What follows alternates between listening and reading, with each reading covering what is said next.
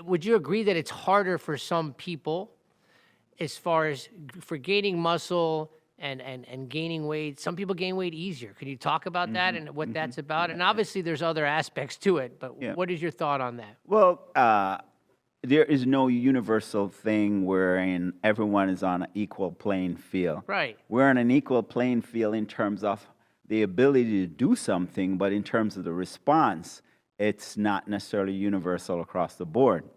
One of the things we can look at is just body types for starters. You have the body type, they call it like an ectomorph. Okay. And it's that leaner, slim person. Right. And The guy that eats 10 pieces of pizza and doesn't gain weight. and he gets away with murder sometimes. Right. You can look at it that way. But it's a predisposition where genetically that person is just on the leaner side. And then you have the extreme on the other end, they call him the endomorph. This person is a more robust, round, full person that carries body fat a lot easier than they can have that experience from a lifestyle wherein that ectomorph would be more abusive and get away with it. The endomorph doesn't get that same experience. And then you have this individual in the middle of the road, so they're not extreme right or left, they call them the mesomorph. And that mesomorph, is a little bit on the leaner side, but not to the extreme of the ectomorph. And this person has in some ways, you'd say the best of both worlds. They can put muscle on, they can carry fat, they can lose it, they can respond differently.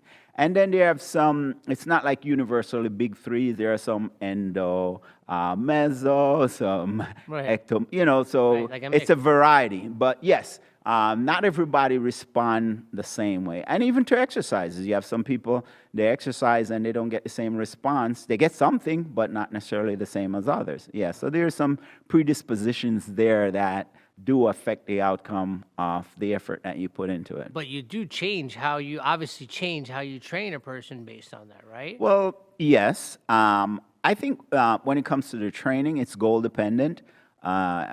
Regardless of what the person looks like, or if the person because an ectomorph can come and say, hey, I want to put on more muscle. And, you're going to train them in a manner where it's more conducive to it. And, of course, dietary habits play a much more significant role as far as putting on muscle than just training itself. So in that case, that individual, they're going to not necessarily respond the same way like a mesomorph, regardless